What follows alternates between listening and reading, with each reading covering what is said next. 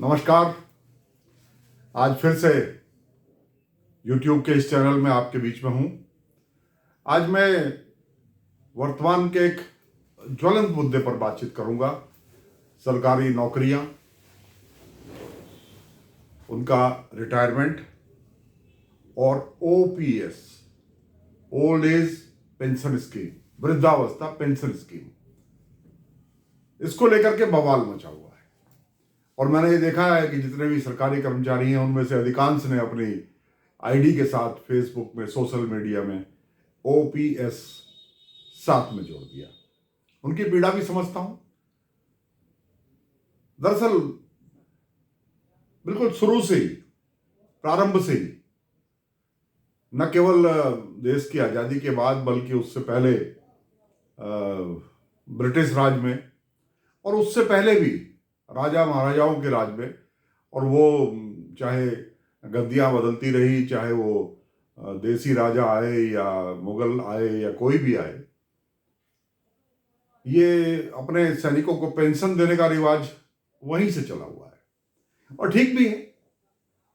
जो व्यक्ति अपने जीवन की जवानी, अपने जीवन के 58-60 साल सरकार को देगा तो जाहिर है वो बुढ़ापे में कहीं और तो जाएगा नहीं, वो सरकार पर ही निर्भर रहेगा। तो ये प्रथा बहुत पुरानी थी, मगर आज देश की आर्थिक स्थितियां ऐसी हो रही हैं कि अब ये सेवा शर्तों में ही आ गया कि अब ऐसी व्यवस्था हो गई है कि तनख्वाह मिलेगी, अच्छी मिलेगी तनख्वाह, मगर रिटायरमेंट के समय, रिटायरमेंट के बाद आपको पेंशन नहीं मिलेगी। ये हो गया। ऐसा बहुत सारे गवर्नमेंट अंडरटेकिंग्स में था, पहले से था।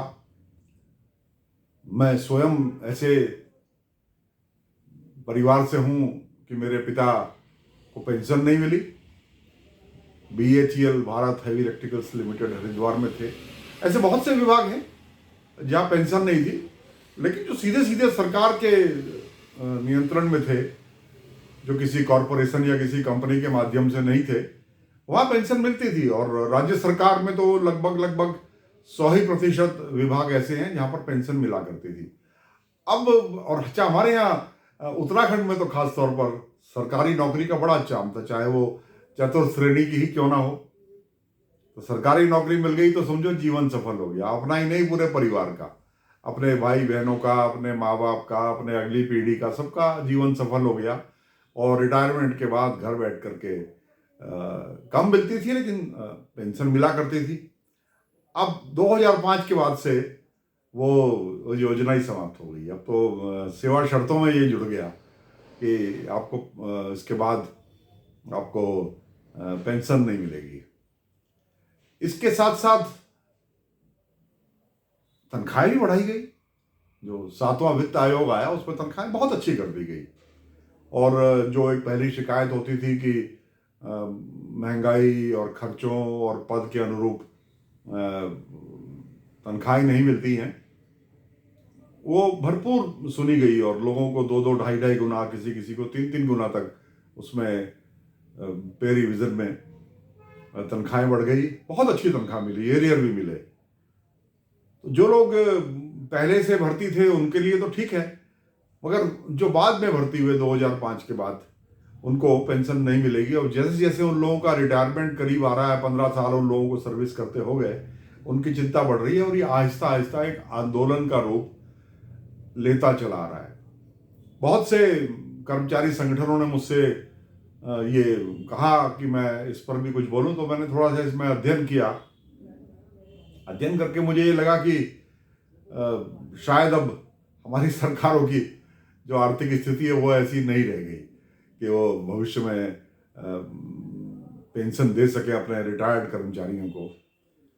इसके साथ साथ ऐसी स्थिति भी बन गई है कि अब बहुत सारी जगह 50 वर्ष की उम्र में परफॉर्मेंस के नाम पर कर्मचारियों को जबरन रिटायर भी करा जा रहा है। उनकी सूचियां बन रही हैं, हमारे यहाँ भी बन रही हैं। मेरे भी कुछ बहुत से जानने वाले हैं, उसमें शिक्षक भी हैं, उसमें फार्मेसी वाले भी हैं, उसमें ट्रेजरी वाले भी हैं, उसमें बहुत सारे, यानी जो नॉन प्रोडक्टिव जो विभाग हैं वहाँ खास तौर पर अभी ऐसा मैंने उसमें जीएसटी डिपार्टमेंट में, एक्साइज में, अभी तो वहाँ तो अभी नहीं सुना क्योंकि वो तो पैसा कमा के दे रहे हैं, लेकिन ऐसे विभाग जो जिनकी अपनी कोई आमदनी नहीं है, सरकार के अनुदान पर जिनकी जिनकी योजनाएं चलती हैं, जिनके विभाग चलते हैं, वहाँ ये बहुत तेजी से इसकी सूचियां बनाई जा रही हैं और हमारे सरकारी कर्मचारियों में इसको लेकर के बहुत बड़ी आशंका है। अब मैं यहाँ एक सवाल उठाता हूँ और अपने ही सरकारी कर्मचारियों से, अपने साथियों से सवाल उठाता हूँ। मेरे साथ के मेरे मित्र लोग भी, मैं अब 63 साल का हो गया हूँ, तो मेरे जो साथ थे, मेरे जो सहपाठी थे जो सरकारी सेवा में गए, वो लगभग 100% ही रिटायर हो गए। मेरे वही लगभग इसी एज ग्रुप के लोग थे, सब रिटायर हो गए। तो मैं उनसे भी पूछना चाह रहा हूँ, मैं ये केवल किसी एक वर्ग विशेष से नहीं, उनसे भी पूछना चाहता हूँ फिर ऐसी नौबत आई क्यों?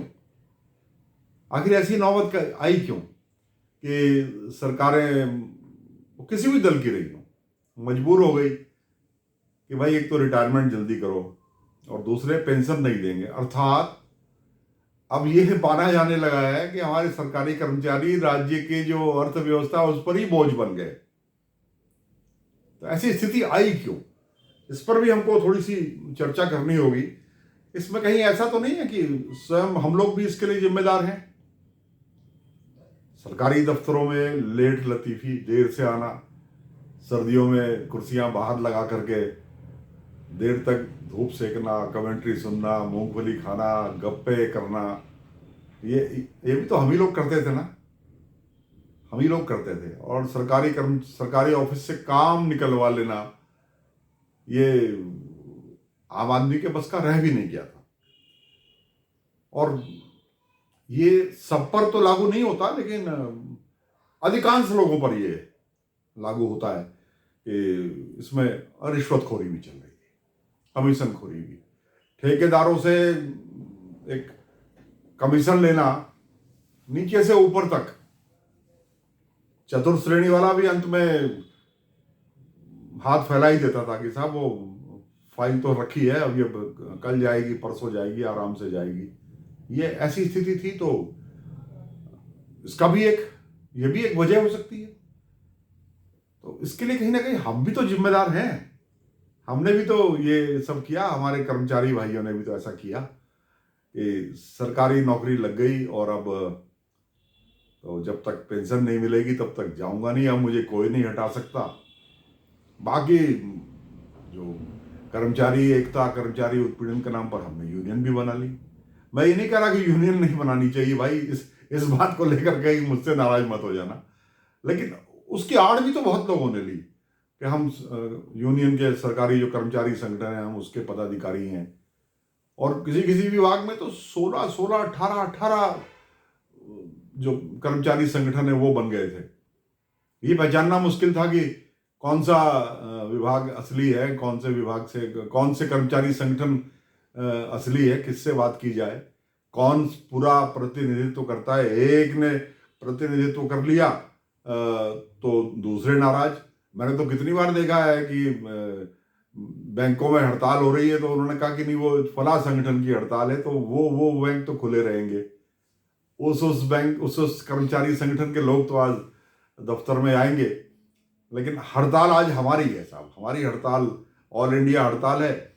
और दूसरे हड़ताल का बहिष्कार करते थे, मगर इतना जरूर था कि काम पर वो भी नहीं जाते थे। आज ये लगाई और अपना थोड़ी देर इधर उधर बैठे, धूप सेकी और घर चले गए, क्योंकि हड़ताल है, काम तो होगा नहीं। इसके लिए थोड़ी जिम्मेदारी हमारी भी बनती है। अब यहाँ किसी को दोषारोपण देना या किसी को जिम्मेदार ठहराना हमारा मकसद नहीं है। हमारा मकसद ये है कि वो सरकारी कर्मचारी, सरकारी तो बाद में हुआ, पहले तो आपके हमारे बीच का ही भाई है ना, हमारे घर का ही बेटा है। आखिर जब उसने अपनी 60 वर्ष, 58 वर्ष, कहीं 58 वर्ष है, 58 वर्ष ही है ज्यादातर, 60 वर्ष बहुत ही विशेष विभागों में है और अधिकारियों में है, वो आखिर कहां जाएगा? वो रिटायरमेंट के बाद कहां जाएगा? ये तो थोड़ा सा अन्याय भी हो रहा है। जब उसने अपना पूरा जीवन सरकार को दे दिया, उससे कोई दूसरा काम आता भी नहीं। 60 साल के बाद, 58 साल के बाद इतनी क्षमता भी नहीं रह जाती कि आप कोई नया काम शुरू करो। तो जाहिर है, वो तो आप चाहे व्यापार में हो चाहे कहीं हो, आपका अपने जो रूटीन है उससे अलग होने का समय होता है, तो वो जाए भी कहाँ। इसके लिए अगर इस स्थिति के लिए आज अगर हमारे कर्मचारी साथी जिम्मेदार हैं, तो सरकारों की भी जिम्मेदारी है। इसके पीछे खाली खाली एक को ही दोष देना अच्छा नहीं है कि एक वर्ग को ही हम दोष दे दें। इसमें जिम्मेदारी हमारी दोनों की बनती है। तो इसलिए यहाँ ये भी देखना पड़ेगा कि क्या हमने इसमें जिम्मेदारी किसकी है, और सरकारों को भी जिम्मेदारी लेनी चाहिए। सरकार अपनी इस जिम्मेदारी से नहीं भाग सकती।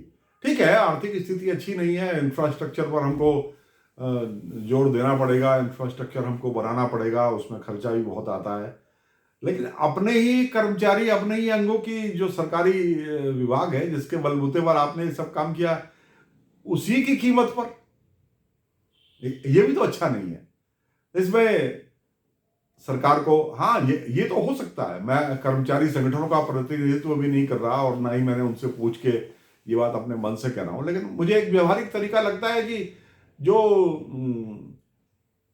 पेंशन है उसे एक मानदेय के रूप में दे दिया। जब तनख्वाहें बढ़ी भी मिल गई, अच्छी तनख्वाह मिल गई, उस पर कर्मचारी शिकायत नहीं कर सकते। अच्छी तनख्वाहें मिल गई और समय समय पर महंगाई भत्ते का एरियर भी मिलता रहता है, तो उस पर तो कंप्लेंट नहीं हो सकती। लेकिन पेंशन जिस प्रकार से मिलती है वैसी ना सही, मगर एक मानदेय तो मिलना चाहिए ना। अब बुढ़ापे में वो किसके आगे हाथ फैलाएगा? एक मानदेय के रूप में कुछ ना कुछ एक राशि जरूर मिलनी चाहिए। उसका नाम आप पेंशन रखो, कुछ और रखो, मगर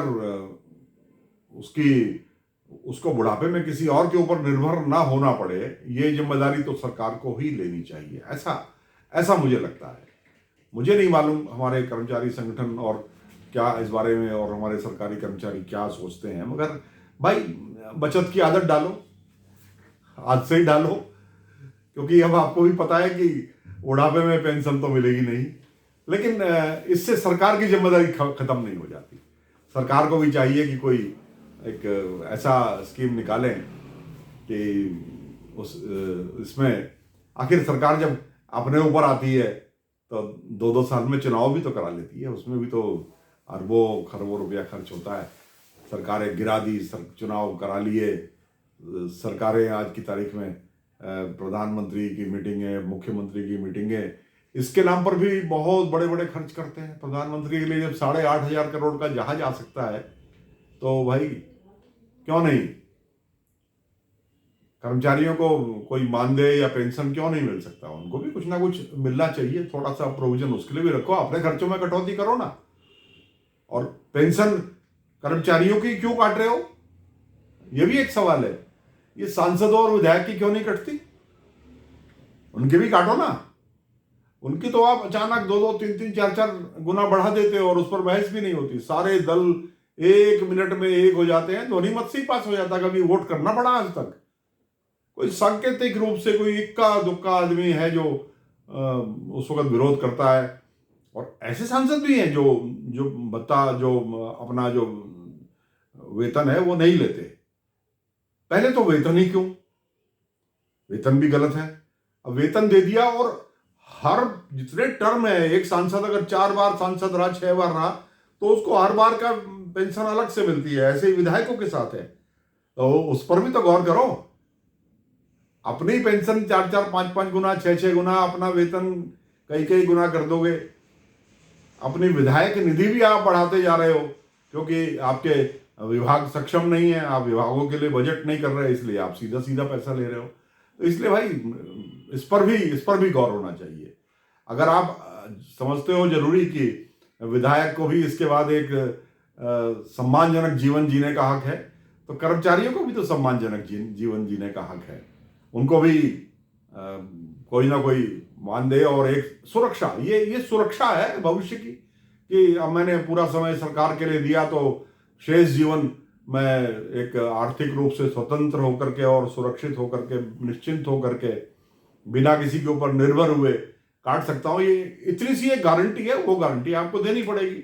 वैसे तो वो गारंटी पूरे देश के हर नागरिक को देनी चाहिए आपको। दूसरे देशों में तो देते हैं, जब आप दूसरे देशों से तुलना करते हो तो ओल्ड एज पेंशन तो लगभग लगभग सभी जितने भी बड़े देश हैं, विकसित देश हैं, उनमें है। अब ये तो आपकी प्राथमिकता है, आप उस पैसे को कहाँ खर्च करना चाहते हैं। आप उस पैसे को अब सी प्लेन में उड़ाना चाहते हो तो भाई तो आपकी मर्जी। ऐसा जहाज जो पानी में उतर जाए, क्या यहाँ ऐसी जरूरत है क्या? कितने लोग हैं जो इसको अभी अफोर्ड कर सकते हैं? उनकी जरूरत आपको पहले दिखती है। ये थोड़ा सा चुभने वाली बात है। वो जरूरतें आपको दिख जाती हैं, लेकिन कर्मचारियों की जरूरतें नहीं दिखती। मुझे उम्मीद है कि सरकार भी इसमें जगेगी, सरकार भी चेतेगी और हमारे कर्मचारी संगठन भी भविष्य के लिए ज्यादा जिम्मेदारी के साथ अपने कर्तव्य का निर्वहन करेंगे, मुझे ऐसा लगता है। इन्हीं शब्दों के साथ मैं चाहता था कि मैं अपने कर्मचारी साथियों की जो ओपीएस है, ओल्ड एज पेंशन स्कीम, वृद्धावस्था पेंशन स्कीम, इसका मुद्दा उठाऊं। और आज मुझे संतोष है कि मैंने कहीं ना कहीं इस पर अपनी चिंता जाहिर की है और मैंने उनके साथ अपनी आवाज़ को भी मिलाया है। मेरे इस चैनल को सब्सक्राइब करें, इसको लाइक, और मेरे कमेंट्स अच्छे ना लगे हों, मेरी बात अच्छी ना लगे तो कमेंट भी करें और शेयर भी करें। आप सबका, और विशेष तौर पर सरकारी कर्मचारियों, ये आपके लिए इसको जरूर देखें। आप सबको मेरा बहुत नमस्कार।